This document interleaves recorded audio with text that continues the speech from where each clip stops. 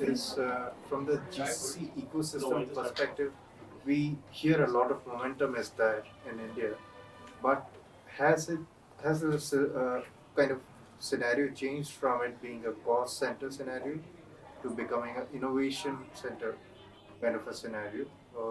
Because a lot of leaders seem to be talking about that. What is your perspective on this stuff? Yeah, so absolutely, it has changed from a cost center scenario to innovation center. If you look at some of the top GCCs that are right now in Bangalore, and given the kind of talent landscape that we have in Bangalore, we are competing with the top FANG giants, especially companies like Amazon, Google, Microsoft, right, and the Netflix of the world, right? So, if it is not an innovation center, with GCCs, especially startups, either it's a Series A, B, or C funded startup, it can never thrive because any GCC can only thrive based on the kind of innovation that they drive in, right? Where speed is paramount, you can't compromise on speed, and talent really drives that speed for building product, for delivering product, for feature releases, for NPIs, for all of that, right?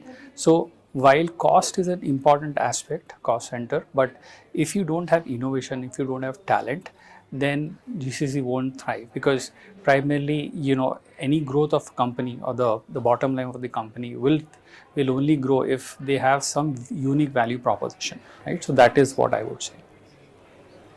Okay. So, moving forward, what we wanted to also get a gauge on is what kind of trends are you seeing on in terms of talent when it comes to GCCs?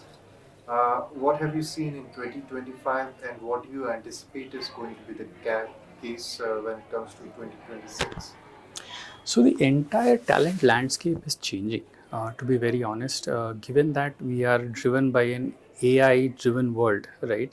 Everything in HR, in talent acquisition, in HR analytics, in tools and technologies, in compliance, legal, everything is driven by AI, and HR is no exception. Talent acquisition is no exception, right? So the trends I would say that really stands out is if there is a next gen AI tool that has come, be it in HR, which is related to business partnering, which is related to uh, talent acquisition, which is related to recruitment, which is related to all kinds of hiring, unless we have an element of AI, and if we don't learn, we are left behind, right? You have to be very in line with the trend that is happening, because just by inculcating an AI tool in a company doesn't mean you will crack a recruitment problem for that company or an HR problem for that company. For that matter, you have to be AI literate as well, right? It's very important that you know the tools. So from the time that I'm talking about a decade back, when speed at which we hire in India was paramount. Now it is not really speed; it is about the quality of hire. And by the way, a lot of companies, because of the AI tools that they have in recruitment, are advancing in terms of filtering candidates and stack ranking them in their interview process.